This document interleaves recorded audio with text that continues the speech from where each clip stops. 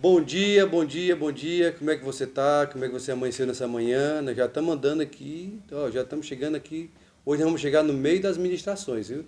Eu sei que você já está diferente, você já está olhando para tudo de uma forma diferente. Eu não tenho dúvida disso, né? Se você estiver participando das ministrações e colocando ela em prática, olha, eu tenho certeza, você já está sorrindo para a vida, já está louco para ver os irmãos, para abraçar. Só que abraçar vai demorar um pouquinho mais, mas vai ser possível também. Tá certo? Hoje, manhã, vamos participar da nossa sexta ministração e que mais um momento, e eu acredito que já está começando a virar assim um hábito na sua vida, pela manhã, receber essa palavra tão poderosa do Senhor. Não deixe de participar ela com as pessoas. Não deixe de falar o que está representando para você participar desse seminário. Não deixe de falar para as pessoas, convidar para elas participarem. Mas diga para elas participarem não de uma aula solta, desde o início. Participa desde o início, das primeiras aulas, desde a primeira aula até aqui, até o final, tá certo? Hoje vamos participar da nossa sexta ministração. Espero que você também seja profundamente edificado, porque essa palavra em todas as ministrações, eu estou sendo profundamente edificado pelo Senhor. Aproveite aí, tá bom?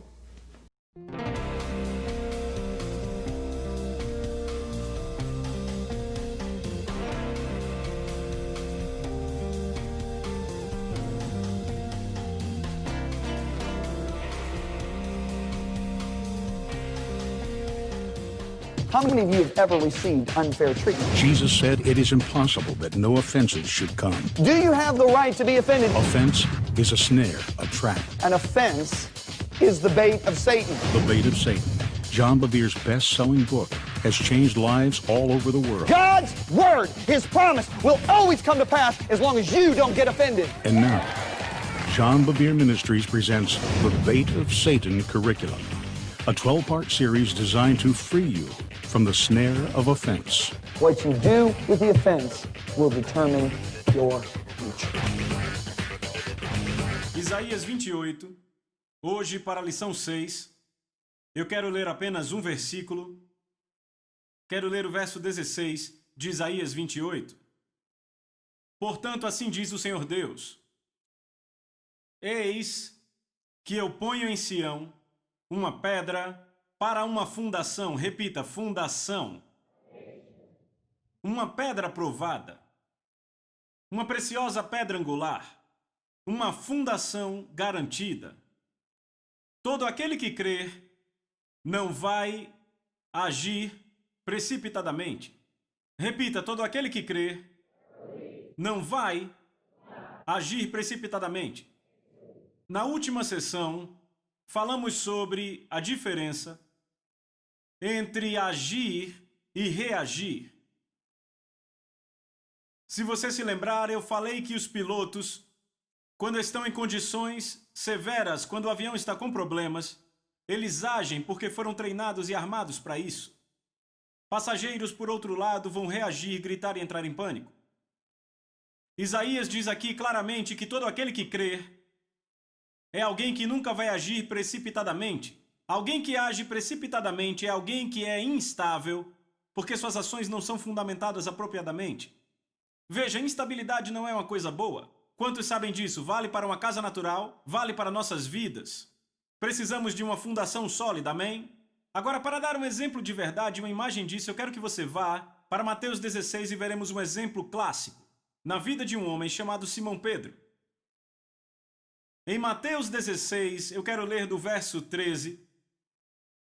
Quando Jesus chegou na região de Cesareia de Filipe, ele perguntou aos discípulos dizendo: Quem os homens dizem que eu, o Filho do Homem, sou? Então agora Jesus faz o que ele faz muito bem sempre, ele vai localizar o coração das pessoas com uma pergunta.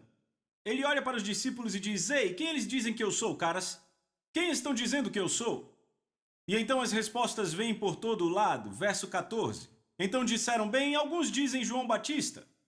Então o outro falou e disse: Alguns dizem Elias. Então outro cara disse: Bem, estão dizendo que você é Jeremias ou outro profeta? Então esses caras, esses discípulos começam a jogar todas as opiniões populares sobre quem Jesus é. Certamente Mateus falou, Filipe falou, Bartolomeu falou, todos falaram, esse grupo diz isso, esse outro grupo diz isso, os judeus dizem isso, os fariseus dizem isso e também falam isso, e eles falam tudo isso, e Jesus espera eles terminarem, e ele olha para eles, e no próximo verso, e ele diz a eles, mas quem vocês dizem que eu sou? Eu amo isso. Eles tinham esgotado o que todos diziam, e então Jesus olha bem para eles e pergunta, mas quem vocês dizem que eu sou? Não importa o que disse esse grupo ou aquele, quem vocês dizem que eu sou? E de repente, eles deixam todas as opiniões externas de fora e ficam meio que com a boca aberta.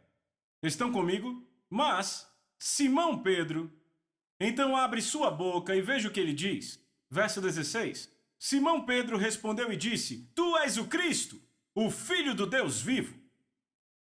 Então da boca de Simão Pedro sai a declaração, tu és o Cristo, é o Senhor, és o Filho do Deus vivo. Agora veja o que Jesus disse. Verso 17. Jesus respondeu e disse, bendito sois tu, Simão Barjonas, pois nem carne nem sangue revelaram isto a você, ou seja, não foram os sentidos naturais que te disseram isso. Ninguém disse isso a você porque alguém escreveu no quadro, você não aprendeu no seminário, na universidade. Isso não foi ensinado a você. Não foi revelado a você por carne ou sangue. Agora veja o que ele diz. Ele diz, mas meu Pai que está nos céus revelou isso a você. Repita, conhecimento revelado. Jesus agora está dizendo, o resto de vocês diz o que os outros estão dizendo. Me dão seus pensamentos e opiniões. Mas quando Simão abriu a boca e disse, tu és o Cristo, Filho do Deus vivo, a coisa foi diferente. E Jesus disse, sabe, ninguém te disse, ninguém te ensinou isso. Ele disse, meu Pai no céu revelou isso. Então ele faz a declaração a Simão que eu amo. Verso 18, ele diz, e eu também digo a você que você é Pedro. E sobre essa rocha construirei minha igreja e os portões do Hades não prevalecerão contra ela. Eu quero ir devagar. Ele diz, eu também digo a você que você é Pedro. Repita, Pedro. Agora, Pedro vem da palavra grega Petros, que simplesmente quer dizer uma pedra. Repita, pedra. Agora, a palavra Simão, por outro lado, vem de uma palavra grega que quer dizer ouvir. Em outras palavras, seu nome significava que você era um ouvinte, mas agora eu te chamo assim. Você é uma pedra, uma rocha. Petros quer dizer uma pedra pequena, certo? Agora, ele continua dizendo, e sobre esta rocha, repita, esta rocha. Agora, essa palavra grega é uma palavra totalmente diferente, é a palavra Petra, P-E-T-R-A, que quer dizer uma rocha massiva e enorme. Então Jesus falando com Pedro disse, tu és Simão, verso 18, e eu também digo a você que você é Pedro, ou seja, pequena pedra, e sobre essa rocha, Petra, rocha massiva, eu construirei minha igreja e os portões do inferno não prevalecerão contra ela. A rocha da qual ele está falando, amigos, vou deixar isso bem claro, não é a rocha apenas do senhorio de Jesus. Veja, eu não quero entristecer ninguém, eu quero que você entenda bem isso aqui. É claro que ele é a rocha fundamental, é a pedra angular da igreja. No entanto, ele é a palavra viva de Deus. Ele é a palavra feita carne. Estão comigo? Agora, não é a palavra escrita que nos muda. A palavra escrita pode ser ensinada e comunicada a nossos sentidos. Estão comigo? O que Jesus está dizendo, a rocha sobre a qual edificarei minha igreja, é a palavra revelada de Deus. Estão comigo? Deixe-me dar um exemplo. Quando eu prego, eu digo isso com frequência às pessoas. Não fique apenas fazendo anotações de tudo o que eu digo. Ao invés disso, ouça a voz dentro da minha voz. Estão comigo? Esta é a voz do Espírito Santo. A beleza do ministério é essa. Aqui estou eu pregando para quantos? 1.200, 1.500 pessoas, certo? Estou pregando uma mensagem para 1.300, mas ouça, ela está sendo ouvida de 1.300 formas diferentes. Se você tiver fome, porque o Espírito Santo está explodindo coisas diferentes em cada um aqui. Eu já estive em cultos onde um homem está pregando e as palavras exatas que ele diz surgem como uma bomba dentro de mim. Isso é conhecimento revelado. Não são mais as palavras dele, agora foram reveladas a mim. Foi a revelação do Espírito de Deus para mim. Sobre isso ele edifica a igreja. Eu também já estive em cultos antes e há um homem ou uma mulher pregando e eles estão falando sobre algo e de repente o Espírito usa isso para explodir outra coisa totalmente diferente do que eles falam dentro de mim. Eles podem ir em uma direção, mas de repente uma explosão me leva para outra direção. Isso é conhecimento revelado. Você não ouve, por assim dizer, com seus ouvidos naturais, mas com os espirituais. Você não viu com seus olhos físicos, viu com os olhos do Espírito. Foi por isso que Jesus disse: Tomé, você me viu, mas mais bem-aventurado é aquele que não viu e creu. O que ele estava simplesmente dizendo a Tomé era: o conhecimento revelado é mais poderoso e duradouro que o conhecimento pelos sentidos. Você tocou fisicamente os furos nas minhas mãos e pôs sua mão do meu lado, mas não é isso que vai fazer com que você seja estável. O que vai fazer você ficar estável é o quê? O conhecimento revelado de Deus. Estão comigo? Sabe, quando você olha para o jardim, quando você vê Adão e Eva, eu acho isso fantástico. Deus diz a Adão: você pode comer de toda a fruta no jardim, menos da fruta da árvore do conhecimento do bem e do mal, não é? Bem, quando a serpente vem para Eva, eu acho isso fantástico. A serpente diz a Eva: você não pode comer de toda a árvore no jardim, não é? Ela diz: bem, ela vai dizendo: não podemos. Ela disse: não podemos comer ou tocar na árvore do conhecimento do bem e do mal. Bem, primeiro o que você vê em Eva é muito mais conhecimento comunicado do que conhecimento revelado.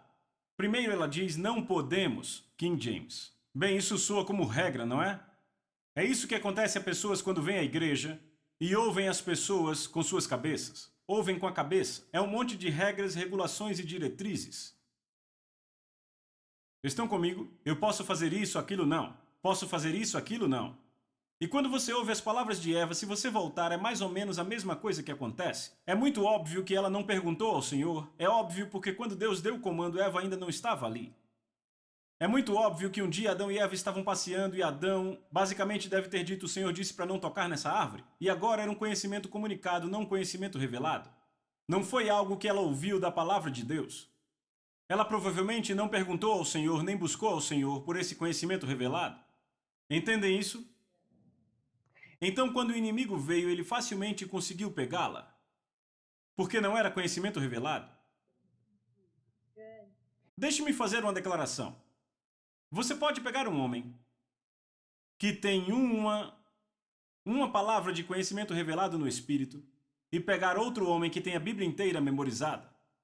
Esse homem com apenas uma palavra de conhecimento revelado sobre o Senhor vai permanecer mais do que aquele que memorizou a Bíblia, mas não tem conhecimento revelado.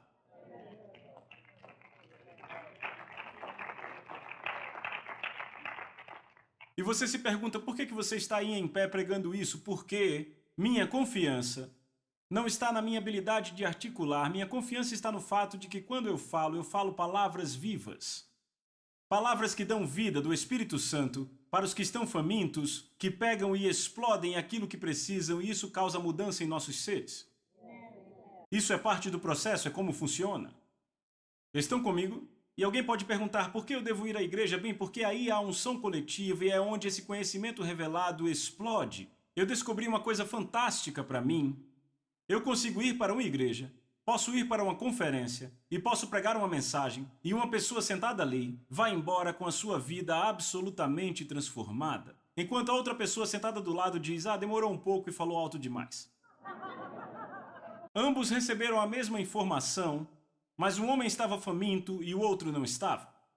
Veja, o conhecimento revelado vem para aqueles que estão extremamente famintos. Se olharmos para Pedro, ele era aquele que constantemente fazia perguntas, constantemente falava, falando quase fora do tempo, fazendo um monte de coisas bobas, mas a questão é que, ouça, além de tudo isso, ele tinha uma fome absoluta e intensa. Deus é atraído pela fome. Para ser muito honesto com vocês, o nível da sua fome indica quão saudável você é. Sabe, olhem para o natural, pessoal. Qual a indicação que alguém está doente? Eles perdem o apetite? Ou seja, alguém aqui já teve um resfriado? Levante a mão. Certo, quando você pegou um resfriado, você queria comer? Não, sabe, comer um pedaço de carne estando resfriado é tão bom quanto comer grama. Você não tem apetite? Pessoas que têm câncer chegam a perder 20, 30 quilos. Por quê? Porque não têm apetite, estão doentes. Um sinal de que a pessoa está doente é perder o apetite. Na verdade, é o primeiro sinal. Estão comigo? O sinal de saúde É um apetite forte, e o mesmo vale para o espiritual. Deus é atraído pela fome. Veja, o ato de se desviar não começa quando o cara se encontra na cama com uma mulher estranha com quem ele não casou, certo? Aconteceu meses ou anos antes, quando ele perdeu a sua paixão por Deus. Quando a fome começa a definhar, e agora o futebol é mais empolgante do que ouvir a palavra do Senhor. Dormir aos domingos passa a ser muito melhor do que buscar a Deus. Deixa eu te dizer, eu vou ser honesto. Meus olhos se abrem todo dia entre 4h30 e 5h30 da manhã. Toda manhã meus olhos se abrem assim e eu pulo da cama porque para mim é a parte mais empolgante do dia. A parte mais empolgante do meu dia é ir para fora, ficar sozinho no escuro, numa escola vizinha à nossa casa, e quando eu vou pro estacionamento dela e oro. Eu amo. É minha hora favorita no dia, porque eu tenho fome por ele e sei que ele é atraído pela minha fome, então simplesmente eu vou. Eu sei que quando eu chamo o nome dele, ele vem. Estão comigo? E Deus é atraído por essa fome. É aí que o conhecimento revelado vai abundar. Em atmosferas com essa fome. Por isso é tão divertido ensinar a essa igreja. Porque quando eu chego a essa igreja descubro que todos têm fome. Alguns mal se contêm sentados, deixam um bloquinho de lado e sabem, vocês não escrevem tudo o que eu digo, eu olho para vocês, uau, e depois vão escrevendo. O que é isso? Foi algo que explodiu dentro de vocês e é algo que ninguém pode tirar de vocês. Porque quando Deus revela algo a você, ninguém pode tirar isso da sua vida.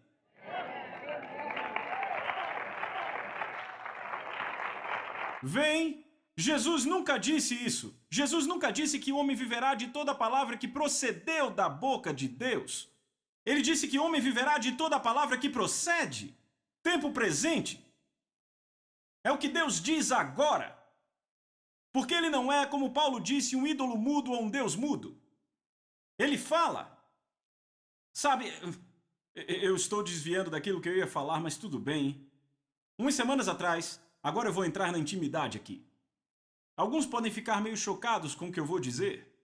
Umas semanas atrás eu estava no avião orando e eu disse, Senhor, se eu não puder ter intimidade com você, eu disse, me leve para casa.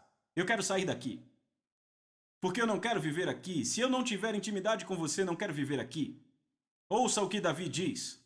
Salmos 28, Davi diz, a ti, ó Senhor, eu clamo. Agora ouça. Não fiques indiferente para comigo. Ouçam. Se permaneceres calado, serei como os que descem à cova. Davi disse, se você não falar comigo, se não se comunicar comigo, serei o mesmo que um pecador no inferno? Eu estou bem aqui e entendo que você quer se comunicar comigo. Outra vez, nessa mesma época, eu estava dirigindo na estrada. O Espírito falou comigo e disse, encoste. Encoste. Eu disse, ok, já aprendi, quando Deus diz algo, eu faço. E havia uma área de descanso perto de onde eu passava e eu encostei. Assim que eu obedeci, veja, isso é fantástico. Quando a sarça ardente queimava, Moisés disse, eu vou me virar e ver essa grande visão. Ele estava ocupado cuidando do rebanho. Mas quando ele percebeu que Deus estava se movendo, ele disse, ei, esqueça isso, eu vou me virar. E sabe o que a Bíblia diz? Quando Deus viu que ele tinha se virado, então falou com ele. Se você não se virar, Deus não vai falar. Quando eu encostei na área de descanso, o Espírito Santo falou comigo assim. Ele disse, filho, eu te disse para orar sem cessar. Eu disse, sim, Senhor, disse. Ele disse, filho, a oração não é um monólogo, é um diálogo. Não é uma conversa de mão única, é uma conversa de mão dupla. Eu disse, sim, Senhor, eu sei. Ele disse, filho, então se eu digo para orar sem cessar, quer dizer que eu me comunico sem cessar. E eu, uau! Agora ouçam, pode nem sempre ser uma voz. Quantos aqui sabem que a minha esposa pode olhar para mim de um jeito e eu conseguirei escrever 3 páginas só com aquela olhada? Ela está se comunicando comigo sem dizer uma palavra e é bastante comunicação, entendem o que eu digo? Entendem? Este é o ponto, você percebeu isso? É assim que ele vai se comunicar conosco. Pode não ser uma palavra dentro do nosso coração, mas ele quer se comunicar conosco. Estão comigo? Esse é o tanto que ele nos deseja. Agora, isso era do que Pedro tinha fome. Você vê que Pedro era mais faminto que todos os outros caras. Ele era o cara que dizia, ei, eu quero andar sobre a água. Sabe, todos põem Pedro para baixo. Porque ele afundou. Mas sabe, e quanto aos outros caras? Todos no barco, pelo menos ele saiu e andou. Entendem o que eu digo? Este é o tipo de fome que aquele cara tinha e Deus é atraído por isso. Agora, quando você tem esse tipo de apetite por Deus, seu coração se torna um lugar onde o conhecimento revelado começa a abundar. Agora, isso não só se aplica às Escrituras, se aplica à comunicação de Deus com as nossas vidas. Por exemplo, você não encontra um capítulo e um versículo sobre com quem você deve casar. Não encontra uma passagem sobre o que você foi chamado a fazer nessa vida. Não diz John Bevere deve pregar o evangelho às nações na Bíblia. Estão comigo? Então, quando buscamos a Deus, Deus revela coisas a nós e quando Ele faz isso, vivemos baseados nisso. Deixe-me dar um exemplo. Quando eu era pastor de jovens, eu me lembro num domingo à noite, minha secretária estava em serviço e eu também, e ela estava namorando com esse cara e era como dois pombinhos, sabem? E receberam a profecia de um ministro que deveriam casar. E todos se pronunciaram, era uma igreja grande, mas a maioria sabia porque eles trabalhavam na equipe. E todos, todo mundo empolgado. E ela veio flutuando para o escritório no dia seguinte, ok? Pastor John, eu estou tão empolgada, você casaria eu e o Mike? Eu disse, bem, sim, eu adoraria casar vocês, só precisam passar pelo aconselhamento. Ela disse, claro, e eu lembro do primeiro aconselhamento. Eu fiquei desconfortável no espírito. Sabe, algo estava errado. E eu não conseguia entender, e eu aprendi a continuar andando até que Deus te mostre. E então, quando entraram no meu escritório, a primeira coisa que eu disse foi, querida, deixa eu perguntar. Mike é o homem com quem Deus disse para você se casar? E ela feliz disse, sim, é o homem com quem Deus me chamou para casar. E eu olhei para o Mike era um cara interessante, ele parecia o irmão gêmeo do Pete Sampras. Eu olhei para Mike, eu disse, Mike, Tânia é a mulher com quem Deus te chamou para casar? Ele olhou para mim e abaixou a cabeça. Eu disse, Mike? Ele não olhou. Eu disse, Mike, olha para mim. Eu disse, Deus te chamou para casar com ela. Ele abaixou a cabeça de novo. Eu disse, pessoal, acabou o aconselhamento, não vai haver casamento. Eu disse, não há como eu casar vocês dois. Se você não sabe se esta é a mulher com quem Deus te chamou para casar. Eu disse, porque quando a primeira tempestade chegar no casamento de vocês, e acredite, vai chegar, a primeira coisa em que vocês vão pensar, bem, será que o cara errou na profecia? Eu deveria ter casado com essa mulher, blá, blá, blá, e não haverá estabilidade. Sabe, vocês podem sair daqui ao fim da discussão. Ela ficou com raiva de mim. Mas, sabe, a semana seguinte foi bem desconfortável com a minha secretária. Eu nunca vou esquecer. Então, 3 semanas se passam e ela chega radiante no meu escritório com ele e pergunta, podemos falar com você? Eu disse, claro, tudo bem. Entro no meu escritório e assim que entro eu olhei para ele, Mike, foi essa mulher com quem Deus te chamou para casar? E ele disse, sim, senhor, com ela mesma. E eu disse, então vamos adiante. E sabe, casaram, têm uma linda criança, estão muito bem agora. Por quê?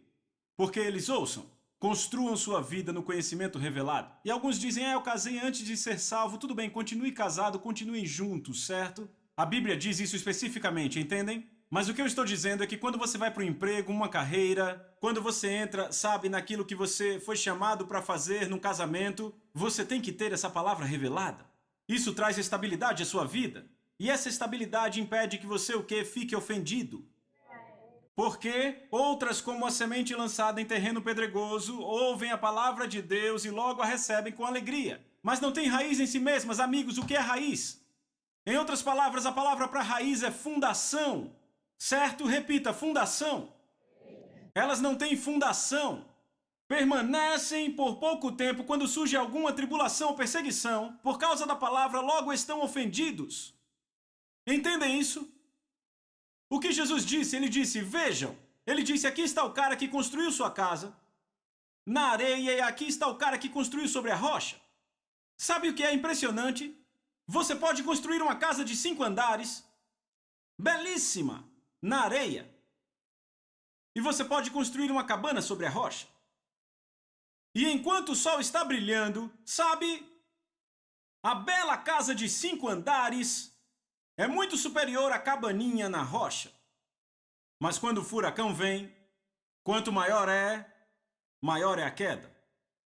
E de repente você olha e a cabaninha suportou a tempestade porque é construída sobre a rocha. A palavra revelada. Pessoas que buscam a Deus para construírem suas vidas com o que Ele falou aos seus corações são pessoas que não agem apressadamente. Evangelho de João, capítulo 6.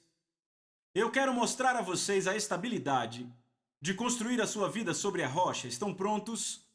Agora, no ministério de Jesus, vocês vão descobrir em João, capítulo 5, 16, os líderes religiosos queriam matar ele. Veja, quando querem matar seu chefe, você está incluído. Então tudo estava meio instável para esses caras, para os discípulos. Mas então, em João capítulo 6, verso 15, estavam tão felizes com Jesus que queriam fazer dele um rei. E quando queriam fazer dele um rei, sabe o que ele fez? Saiu da cidade. É impressionante. E os discípulos disseram, peraí, queriam te matar no capítulo passado. E agora nesse capítulo querem te fazer rei e você foge. Você deveria ser o Messias, deveria estabelecer o seu reino. O que você está fazendo? As coisas começavam a se abalar aqui, ok? Então chegamos a João capítulo 6. E agora Jesus começa a pregar, sabe, coisas que realmente são bem difíceis. Sabe, palavras duras. Porque ele faz uma declaração em João capítulo 6. Ele disse, a não ser que vocês comam minha carne e bebam meu sangue, não terão nada comigo. Sabe, essa é uma declaração realmente forte. Veja João capítulo 6, verso 60. Desta forma, muitos discípulos, quando ouviram isso, ouviram o quê? Quando ele disse, se não comerem minha carne e beberem meu sangue, não terão parte comigo. Quando muitos dos seus discípulos ouviram isso, disseram, dura esta palavra, quem pode entendê-la? Verso 61. Quando Jesus soube dentro de si que seus discípulos reclamavam sobre isso, ele disse, isso ofende vocês? Vê isso? Eu amo isso, sabe? Quantos pregadores hoje diluem, tentam deixar mais fácil. Jesus diz, isso ofende vocês, sabe o que ele fez? Ele pregou mais forte. Olha para eles e diz, isso ofende vocês, e ele vai mais fundo. Então vejam isso, vejam o versículo 66. Daquela hora em diante, não, vamos ver do versículo 64, que também é muito bom. Ele disse, mas há alguns de vocês que não creem. Agora ele estava escancarando. Pois Jesus sabia desde o começo quem eram os que não criam e quem o trairia. Então ele sabia tanto quem não cria quanto quem o trairia. 65, e prosseguiu, é por isso que eu lhes disse que ninguém pode vir a mim, a não ser que isto lhe seja dado pelo Pai. 66, daquela hora em diante, muitos dos seus discípulos voltaram para trás e não andaram mais com ele. A palavra grega aí para muitos é uma parte muito grande. Agora olhe para mim, você imagina metade da equipe indo embora? Pense aí sobre isso. Quantos pregadores diriam a outra metade, pessoal, perdemos metade da equipe? Precisamos apertar os cintos. O nosso suporte acabou de diminuir, vocês vão ter que trabalhar dobrado. Certo? Mas veja o que ele fez ao invés disso. Vá para o verso 67. Jesus disse aos 12, vocês também querem ir embora? Ou seja, ele olha para os outros e diz, vocês vão também? Mas veja quem fala. 68. Mas Simão Pedro respondeu, foi ele que falou, Senhor, para quem deveremos ir? Você tem as palavras de vida eterna. Em outras palavras, Pedro está dizendo, eu também não gosto muito do que você está falando, mas... Veja isso, verso 69. Também viemos a crer e saber que tu és o Cristo, o Filho do Deus vivo. O que os impediu de ir embora? O conhecimento revelado.